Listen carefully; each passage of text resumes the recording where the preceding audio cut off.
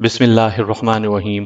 سامعین کرام، آپ سن رہے ہیں اردو ناول دھواں، جس کے مصنف ہیں شمیم نوید، اور یہ اس سلسلے کی قسط نمبر 2 ہے۔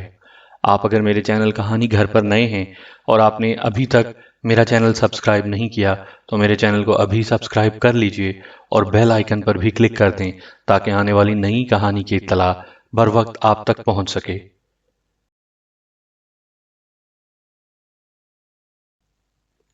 ابو کے آبائی گاؤں علی پور میں ان کی خاصی زمین تھی جو انہوں نے پس پردہ رکھی ہوئی تھی۔ ابو علی پور آتے جاتے رہتے تھے۔ جبری ریٹائرمنٹ کے بعد ابو نے اپنے آبائی گاؤں علی پور ہی جانے کا فیصلہ کیا۔ ان کا خیال تھا کہ اگر ہم خود ہی زمین پر کاشت کریں گے تو زیادہ فائدہ ہوگا۔ امی بھی ابو سے متفق تھیں، صرف میں اور جمیلہ گاؤں جانے کے حق میں نہیں تھے۔ میں نے تو خیر اپنی عمر کا ابتدائی حصہ گاؤں میں گزارا بھی تھا، مگر جمیلہ کبھی گاؤں میں نہیں رہی تھی۔ وہ علی پور میں پیدا ضرور ہوئی تھی، مگر اس نے لاہور ہی میں ہوش سنبھالا تھا۔ ابو کا کہنا تھا کہ علی پور پہنچ کر اپنے عزیز رشتہ داروں میں جمیلہ کے لیے کوئی اچھا رشتہ تلاش کر لیں گے۔ اس بات نے جمیلہ کو اور خود مجھے بھی خاصا مضطرب کر دیا تھا۔ ہم دونوں نے تو جدا ہونے کا تصور بھی نہیں کیا تھا۔ گھر میں یہ باتیں ہو رہی تھیں کہ ایک دن جمیلہ نے مجھے کمرے میں تنہا پا کر مجھ سے اپنا راز دل کہہ ہی دیا۔ یہ پہلا موقع تھا کہ اس نے واضح الفاظ میں مجھ سے اظہار محبت کر دیا تھا۔ خدا کے لیے فیروز، کسی طرح ابو کو سمجھاؤ کہ وہ علی پور کا خیال اپنے دل سے نکال دیں، اس نے مجھ سے کہا۔ کیوں، کیا مذائقہ ہے وہاں جانے میں؟ میں نے دانستہ کہا تھا، مقصد محض اسے چھیڑنا تھا۔ وہاں جا کر وہ تمہارے ہاتھ بھی پیلے کر دیں گے، تمہیں تو اس پر خوش ہونا چاہیے۔ فیروز، میں تمہارے سوا کسی اور کی نہیں ہو سکتی۔ وہ جذباتی ہو گئی۔ میں صرف تم سے محبت کرتی ہوں۔ تو پھر ہمت کرو، کہہ دو امی سے کہ تم مجھ سے شادی کرنا چاہتی ہو۔ میں شرارت سے مسکرایا۔ امی سے یہ بات کرنا میرے بس میں نہیں ہے۔ وہ بولی، تو پھر صبر کرو اور جہاں ماں باپ شادی کریں قبول کر لو۔ مت کرو مجھ سے ایسی باتیں۔ وہ روحانسی ہو گئی۔ میں موت قبول کر سکتی ہوں مگر تمہارے بجائے کسی اور کو قبول نہیں کر سکتی۔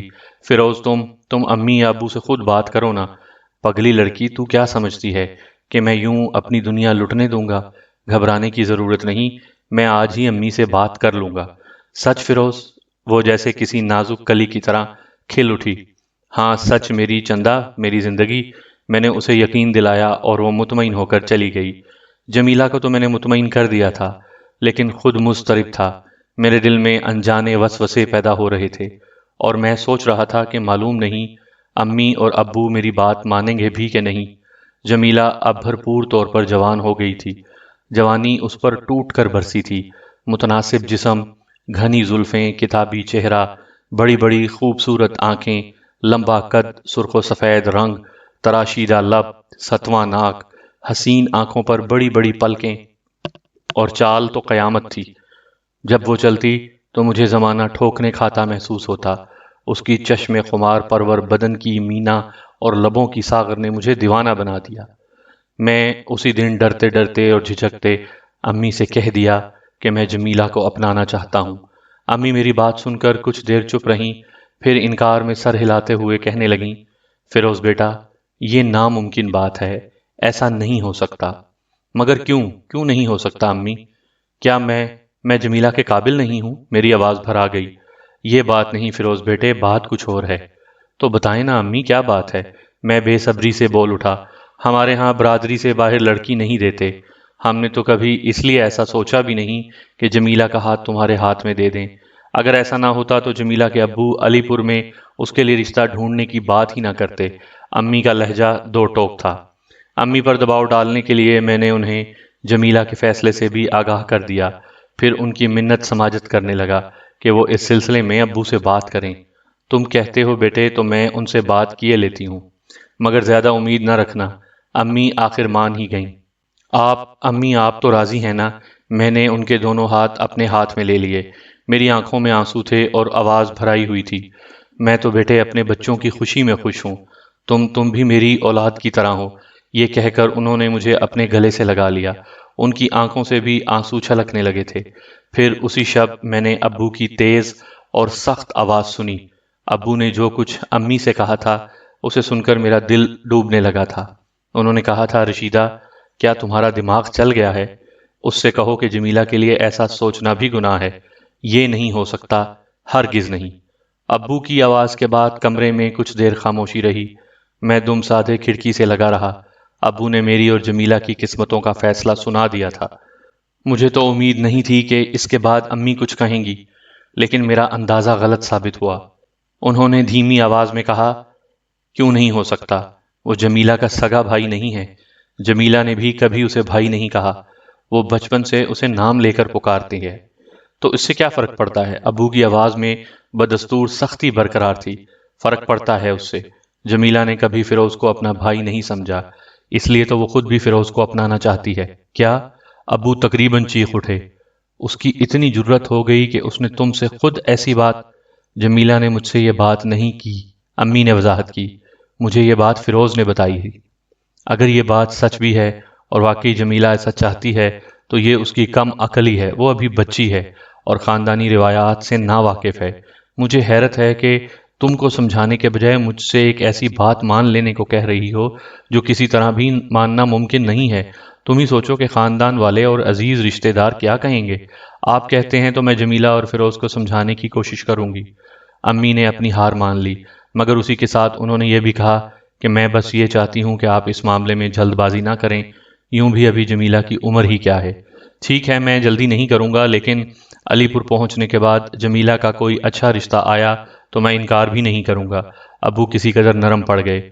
ان کی زبان میں پہلے جیسی سختی نہیں رہی تھی۔ میں کھڑکی سے ہٹ آیا۔ دوسرے دن صبح موقع پاتے ہی جمیلہ نے مجھ سے پوچھا، تم نے بات کی امی سے؟ جواباً میں نے اسے سب کچھ بتا دیا اور سر جھکا کر بیٹھ گیا۔ تمہیں اداس ہونے کی ضرورت نہیں فیروز، خلاف توقع جمیلہ پر اعتماد لہجے میں بولی۔ اگر ابو اپنی ضد پر قائم رہے تو میں بھی اپنی ضد نہیں چھوڑوں گی۔ میں بھی انہی کی بیٹی ہوں، وہ زبردستی کسی سے میری شادی نہیں کروا سکتے۔ اگر امی نے تمہارے کہنے کے مطابق اس سلسلے میں مجھ سے کوئی بات کی تو میں ان سے یہی کہہ دوں گی، بیٹیوں کی مرضی و منشا معلوم کیے بغیر کسی سے ان کی شادی کر دینا یوں بھی ہمارے مذہب میں جائز نہیں ہے۔ زمانہ اب بہت بدل چکا ہے۔ آج کی لڑکی اتنی بے بس و مجبور نہیں رہی کہ اپنے حقوق کے لیے آواز نہ اٹھا سکے۔ میں جمیلہ کے لہجے کی سرکشی سے ڈر گیا اور اسے سمجھانے لگا، جمیلہ، والدین کبھی اولاد کا برا نہیں چاہتے۔ میرے مزید کچھ کہنے سے پہلے ہی جمیلہ بول اٹھی، تو کیا تمہیں اور مجھے جدا کر دینا بھلائی ہے؟ بولو۔ آخری الفاظ ادا کرتے ہوئے اس کے لہجے میں تیزی آ گئی۔ تمہاری خاندانی روایات بھی تو ہیں، ان سے کس طرح بغاوت کرو گی؟ بہرحال ابو نے امی سے وعدہ کر لیا ہے کہ وہ جلد بازی میں کوئی فیصلہ نہیں کریں گے۔ اس سے قطع نظر ہمیں یہ بھی نہیں بھولنا چاہیے جمیلہ کہ ہم پر احترام لازم ہے۔ میرا انداز بدستور سمجھانے والا تھا۔ پھر خاصی دیر بعد سمجھانے کے جمیلہ کچھ نرم پڑی، مگر وہ کسی بھی قیمت پر اپنے والدین کی بات ماننے پر آمادہ نہیں ہوئی تھی۔ اسی دن امی نے جمیلہ کو سمجھانے کی کوشش بھی کی تھی۔ میں بھی قریب ہی موجود تھا۔ ابو کسی کام سے گئے ہوئے تھے۔ جمیلہ کے لہجے میں سرکشی تو نہیں تھی، مگر اس نے واضح کہہ دیا تھا کہ میرے سوا کسی اور سے شادی نہیں کرے گی۔ امی نے مجبوراً مجھ سے کہا تھا کہ تم ہی جمیلہ کو سمجھاؤ، یہ ضد چھوڑ دے، اسی میں ہم سب کی بھلائی ہے۔ میں سمجھا چکا ہوں اسے امی، مگر یہ کسی طرح میری بات ماننے پر تیار نہیں۔ بہتر یہی ہے امی کہ آپ ایک بار پھر ابو کو سمجھانے کی کوشش کریں۔ ایک بار تو انہیں سمجھانے کی کوشش کر چکی ہوں فیروز بیٹے، تم کہتے ہو تو دوبارہ ان سے بات کروں گی، خدا کرے وہ مان جائیں۔ امی بولیں، پھر کہنے لگیں، تم دونوں کو دراصل اندازہ نہیں ہے کہ اگر تمہاری شادی ہو گئی تو کیا نتائج ہوں گے۔ تمام برادری والے ہمیشہ کے لیے ہم سے قطع تعلق کر لیں گے، پھر وہ آئندہ ہم سے کوئی رشتہ نہیں کریں گے۔ خاندان میں تمہارے بچوں کی شادیاں نہیں ہو سکیں گی۔ سب یہ کہہ کر رشتہ لینے یا دینے سے انکار کر دیں گے کہ ہمارے خاندان میں ٹانکا لگ چکا ہے، یعنی ہم نے برادری سے باہر غیر لوگوں میں رشتہ کر دیا تھا۔ تو کیا ہوا امی؟ میں جذباتی آواز میں بولا، ضروری تو نہیں کہ ہم اپنے بچوں کی شادیاں برادری ہی میں کریں۔ یہ کہنا آسان ہے فیروز بیٹے، لیکن اس پر عمل کرنا بہت مشکل ہے۔ تمہیں ابھی اس بات کا اندازہ نہیں ہو سکتا۔ جب کوئی لڑکی جوان ہو جاتی ہے اور اس کا رشتہ نہیں آتا تو ماں باپ کے دل پر کیا گزرتی ہے، تم نہیں سمجھ سکتے۔ خیر، قسمت میں جو لکھا ہے وہ تو ہوگا ہی، آگے اللہ مالک ہے۔ میں جمیلہ کے ابو سے بات کروں گی۔ جس روز ہمیں لاہور سے علی پور کے لیے روانہ ہونا تھا، ابو نے مجھے الگ کمرے میں لے جا کر بات کی۔ انہوں نے مجھ سے کہا، فیروز بیٹے، تمہاری امی نے مجھے سب کچھ بتا دیا ہے۔ مجھے معلوم ہو چکا ہے کہ جمیلہ اور تم ایک دوسرے کو پسند کرتے ہو۔ میں تم دونوں کی خوشی کی خاطر اپنی برادری کا ہر ظلم سہنے کو تیار ہوں، مگر بیٹے فوری طور پر ایسا نہیں ہو سکتا۔ پہلے ہمیں علی پور میں اپنے پاؤں جمانا ہوں گے تاکہ برادری والے ہم سے قطع تعلق بھی کر لیں تو ہم پر کوئی اثر نہ پڑے۔ تم سمجھ رہے ہو نا میری بات؟ جی جی ہاں ابو، میں احتراماً نظریں جھکا کر بولا، حالانکہ ابو کی بات سن کر میرا دل خوشی سے جھوم اٹھا تھا، لیکن یہ وقت اس کے اظہار کا نہیں تھا۔ فیروز بیٹے، تمہیں جمیلہ کو اپنانے کے لیے انتظار کرنا پڑے گا، ابو نے نرمی سے کہا۔ وہاں سیٹ ہونے میں ہمیں 2-1 سال تو لگ ہی جائیں گے۔ میرا جی چاہا کہ کہہ دوں جمیلہ کو اپنا بنانے کی خاطر تو میں ساری زندگی انتظار کر سکتا ہوں۔ میں نے صرف اتنا کہا، مجھے منظور ہے ابو، جیتے رہو۔ ابو نے میرے سر پر شفقت سے ہاتھ پھیر کر دعا دی، پھر نصیحت کی، فیروز بیٹے تم اور جمیلہ ایک ہی گھر میں اور ایک ہی چھت کے نیچے رہو گے۔ جس طرح اب تک تم دونوں نے یہ احساس نہیں ہونے دیا کہ ایک دوسرے کو چاہتے ہو، اسی طرح آئندہ بھی رہنا۔ ان کے لہجے میں معنی خیزی تھی۔ میں ابو کی نصیحت کا مطلب سمجھ گیا کہ وہ کیا چاہتے تھے۔ آپ کو اور امی کو انشاءاللہ ہم دونوں کی طرف سے کوئی شکایت نہیں ہوگی، میں نے پورے اعتماد لہجے میں انہیں یقین دلایا۔ مجھے تم سے یہی توقع تھی بیٹے، جمیلہ کو اس کی ماں سمجھا دے گی۔ ابو یہ کہہ کر اٹھ کر کھڑے ہو گئے۔ وہ کمرے سے چلے گئے تو میں سوچنے لگا کہ بغیر پڑھے لکھے اور تعلیم یافتہ شخص میں یہی فرق ہوتا ہے۔ تعلیم یافتہ شخص آخرکار حقائق کو تسلیم کر لیتا ہے اور اس میں زمانے سے ٹکر لینے کی ہمت بھی ہوتی ہے۔ ابو اگر تعلیم یافتہ نہ ہوتے تو وہ شاید اتنا بڑا قدم اٹھانے کا فیصلہ نہ کرتے۔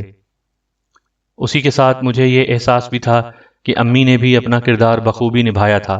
ابو کو راضی کرنے میں ان کا بھی یقیناً بڑا حصہ تھا۔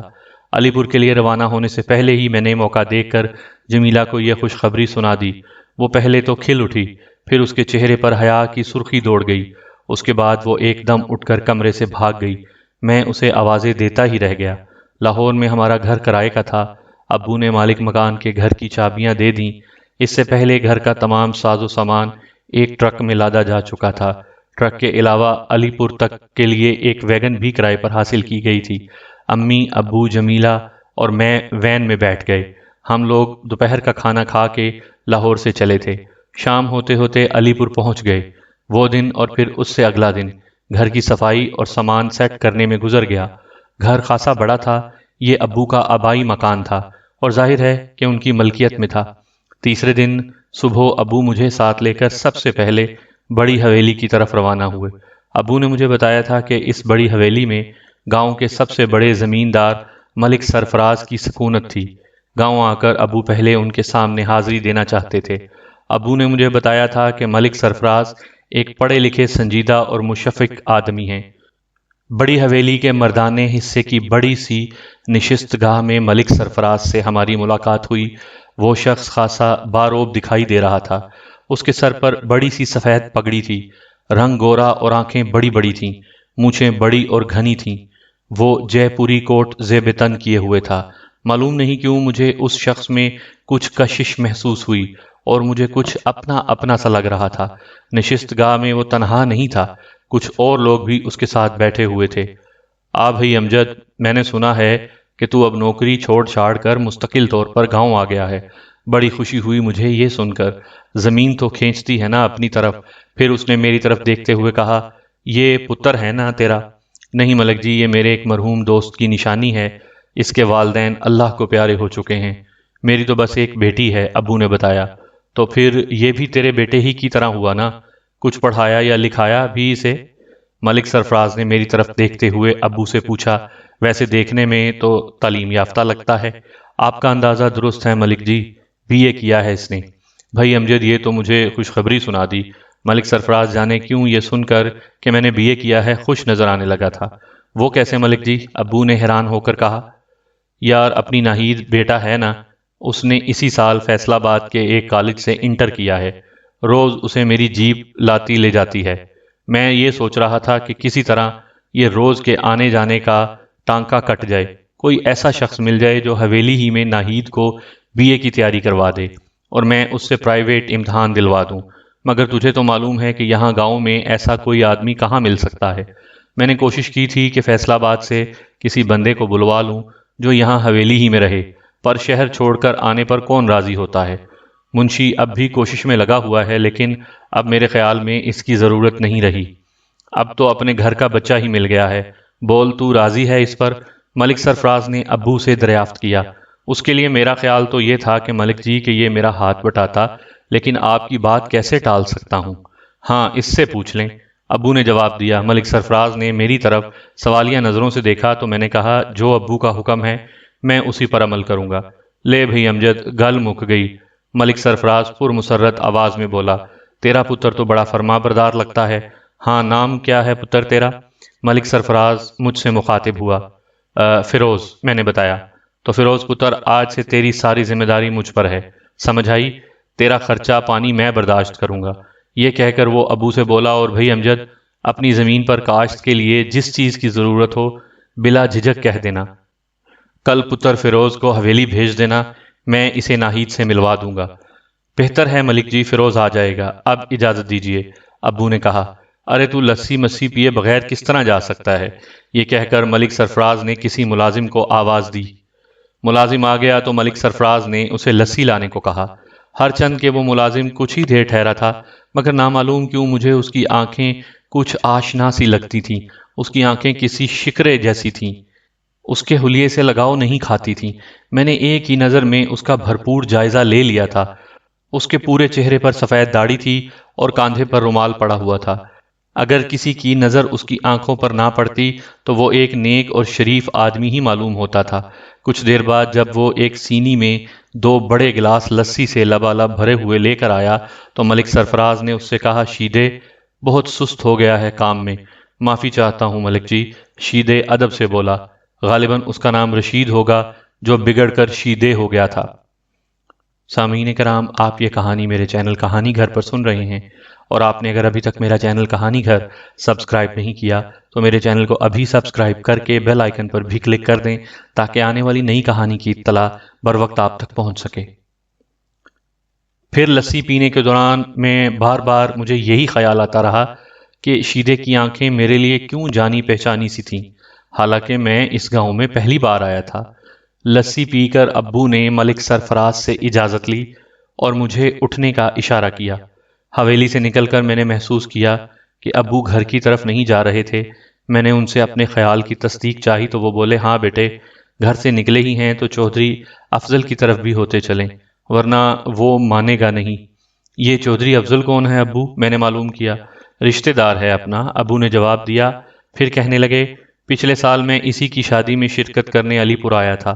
ہاں، یاد آ گیا۔ میں بولا، آپ امی کو بھی ساتھ لانا چاہتے تھے مگر انہوں نے انکار کر دیا تھا، یہ کہہ کر کہ بچوں کے یعنی ہمارے پاس کون رہے گا۔ ملک جی کے بعد چودھری افضل ہی کی زیادہ زمینیں ہیں اس گاؤں میں، ابو نے بتایا۔ رشتے میں وہ بھتیجا ہوتا ہے میرا۔ پھر تو ابو خود اسے آپ سے ملنے آنا چاہیے تھا۔ رشتے میں تو وہ آپ سے چھوٹا ہوا نا؟ میں نے کہا، نہیں بیٹے، رشتے میں وہ مجھ سے چھوٹا سہی، لیکن اصولی طور پر پہلے مجھے ہی اس سے ملنے جانا چاہیے۔ ابو بولے، دیکھو بیٹے، جو شخص کہیں کسی نئے شہر یا نئی بستی میں جاتا ہے تو یہ اس کی ذمہ داری ہے کہ وہ لوگوں سے پہلے خود ملے۔ میں نے اس بات میں سر ہلا دیا۔ اب ہم جس راستے پر چل رہے تھے اس کے اختتام پر ایک بڑا سا پختہ مکان بنا ہوا تھا، مگر یہ مکان بڑی حویلی سے چھوٹا تھا۔ جلد ہی ہم اس کے دروازے تک پہنچ گئے۔ اس مکان کے ملازمین ابو کو پہچانتے تھے، ان میں سے ایک نے ہماری رہنمائی کی اور پھر ہم مکان کے اندرونی حصے میں پہنچ گئے۔ لمبا تڑنگا چودھری افضل ابو سے بہت خوش اخلاقی کے ساتھ پیش آیا، مگر جانے کیوں وہ مجھے اچھا نہیں لگا۔ دلہن بیٹا کیسی ہے؟ ابو نے چودھری افضل کو مخاطب کیا۔ وہ ایک بد کردار لڑکی تھی چاچا، میں نے اسے طلاق دے دی، چودھری افضل نے بے جھجک جواب دیا۔ طلاق کے بعد وہ اپنے گاؤں ڈبگری واپس چلی گئی۔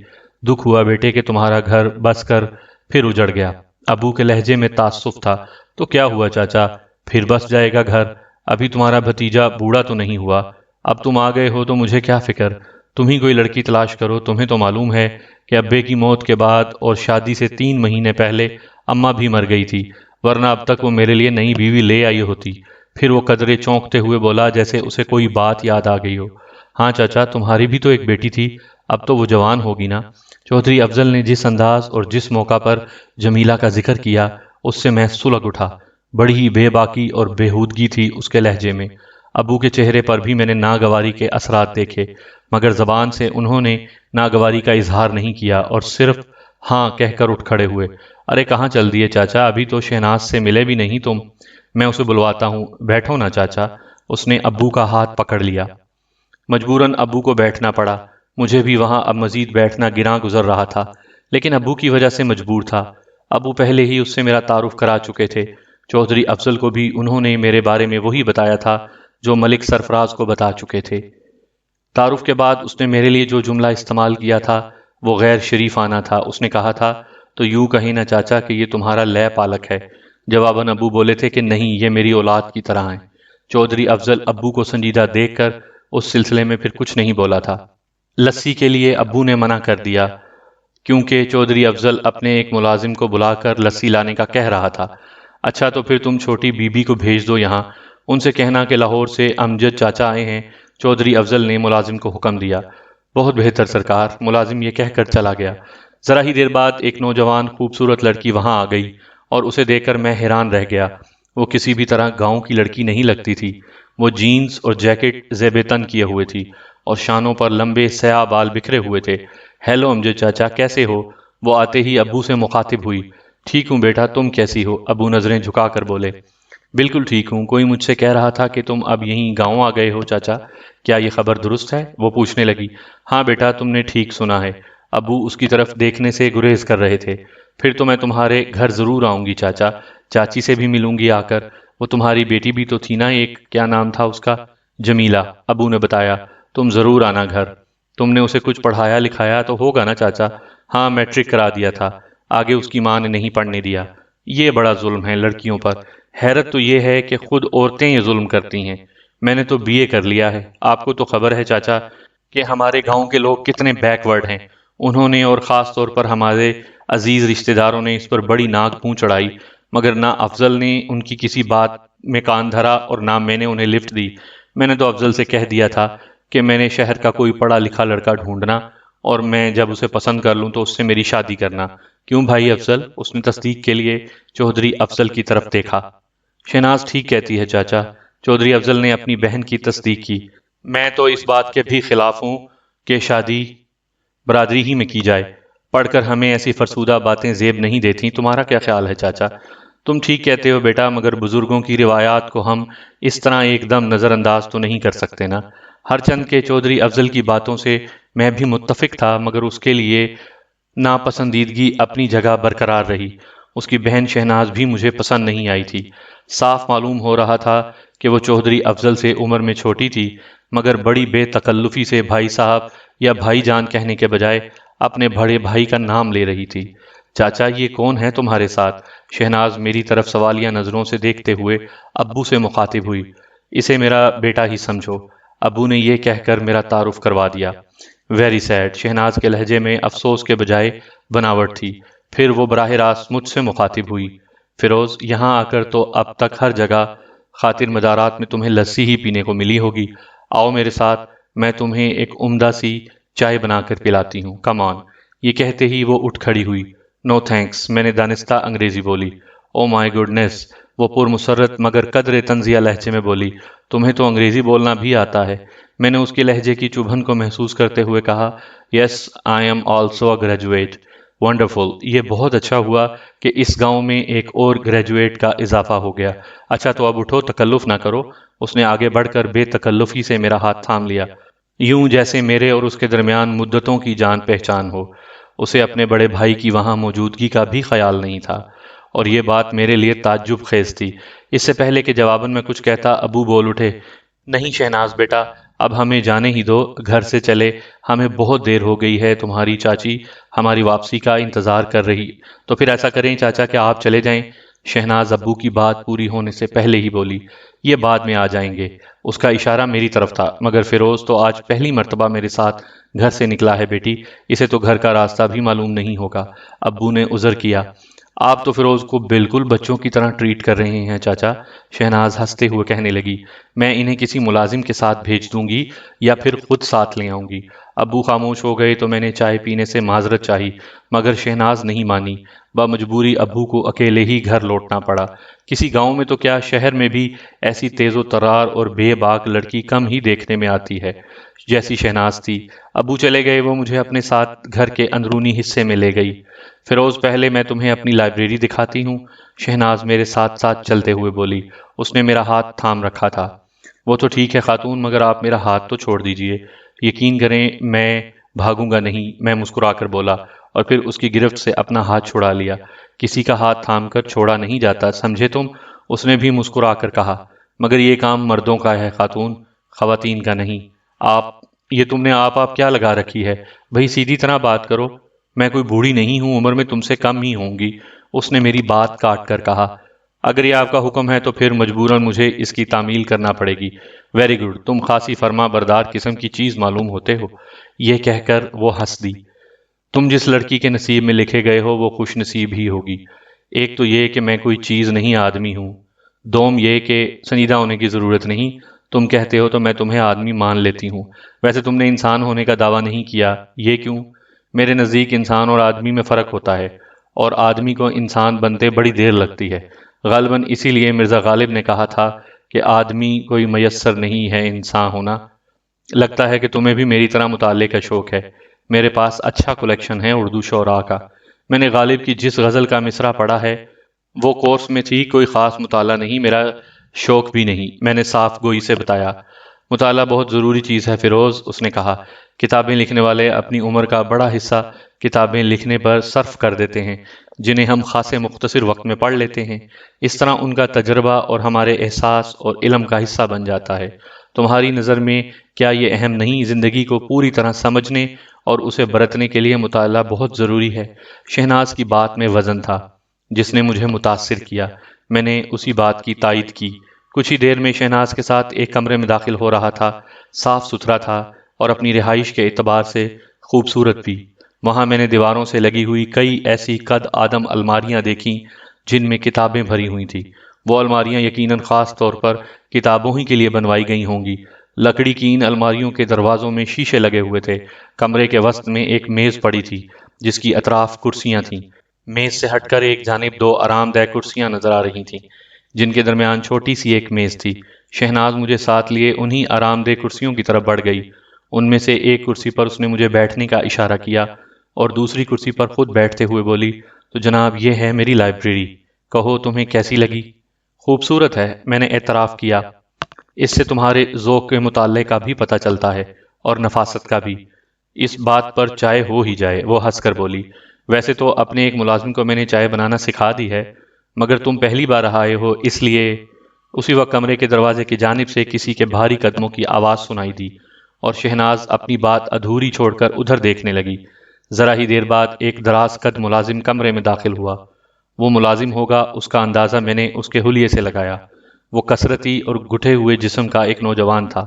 اس کا ناک نقشہ بھی برا نہیں تھا، اگر اسے ڈھنگ کے کپڑے پہنا دیے جاتے تو وہ خاصی پرکشش شخصیت کا مالک نظر آتا۔ چائے بنا کر لاؤں بی بی جی؟ اس نے کمرے میں داخل ہوتے ہی شہناز کو مخاطب کیا اور پھر میرا جائزہ لینے لگا، جو مجھے کچھ عجیب سا محسوس ہوا۔ نہیں فیض، رہنے دو، ویسے بھی ابھی تمہارا ہی ذکر کر رہی تھی۔ عمر بڑی ہے تمہاری، دراصل ان کے لیے میں خود اپنے ہاتھ سے چائے بنانا چاہتی ہوں۔ اگر یہ چائے بنا سکتا ہے تو کیا حرج ہے؟ میں بول اٹھا، تمہارے ہاتھ کی بنائی ہوئی چائے پھر کبھی سہی، ڈیو رہی تو پھر ٹھیک ہے، اس نے کہا۔ پھر ملازم سے مخاطب ہوئی، دیکھو چائے عمدہ ہونا چاہیے، یہ میرے مہمان ہیں اور پہلی بار یہاں آئے ہیں۔ بہتر ہے بی بی جی، یہ کہتے ہوئے اس نے پھر میری طرف دیکھا اور کمرے سے چلا گیا۔ میں نے اپنے لیے اس ملازم کی آنکھوں میں واضح طور پر ناپسندیدگی محسوس کی تھی، حالانکہ یہ اس سے میری پہلی ملاقات تھی۔ اس ناپسندیدگی کی وجہ میری سمجھ میں نہیں آ سکی۔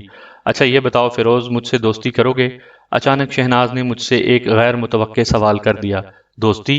میں حیرت سے بولا، کیا تمہیں نہیں معلوم شہناز کہ ہمارے معاشرے میں لڑکے اور لڑکی کی دوستی کو لوگ اچھی نظر سے نہیں دیکھتے؟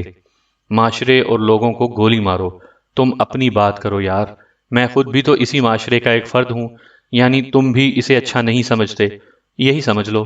حیرت ہے، تم پڑھے لکھے نوجوان ہو کر ایسی بیکورڈ بات کر رہے ہو۔ دنیا کہاں سے کہاں تک پہنچ چکی ہے اور تم لڑکی اور لڑکے کی دوستی پر اعتراض ہے۔ کیا مغرب میں لڑکیوں کے بوائے فرینڈز نہیں ہوتے؟ مگر یہ مغرب نہیں، مشرق ہے۔ یہ لندن یا نیو یارک نہیں، پنجاب کا ایک گاؤں ہے۔ مشرق کی اپنی تہذیب اور اپنی روایات ہیں۔ تہذیب و روایات کا مطلب کنویں کا مینڈک بن جانا تو نہیں ہوتا نا۔ معلوم نہیں تم کس دنیا میں رہتے ہو۔ اب مشرق و مغرب کے فاصلے سمٹ چکے ہیں۔ ہم جس عہد میں سانس لے رہے ہیں اس میں دنیا سمٹ سمٹا کر بہت چھوٹی سی رہ گئی ہے۔ تہذیب اب ایک دوسرے پر اثر انداز ہو رہی ہیں اور اس عمل کو کوئی نہیں روک سکتا۔ شہناز خاصی پرجوش نظر آ رہی تھی۔ سامعین کرام، آپ سن رہے تھے اردو ناول دھواں، جس کے مصنف ہیں شمیم نوید، اور یہ اس سلسلے کی قسط نمبر 2 تھی۔ آپ کو اگر میری یہ کاوش پسند آ رہی ہے اور آپ نے ابھی تک میرا چینل سبسکرائب نہیں کیا تو میرے چینل کو ابھی سبسکرائب کر لیں اور بیل آئیکن پر بھی کلک کر دیں تاکہ آنے والی نئی کہانی کی اطلاع بر وقت آپ تک پہنچ سکے۔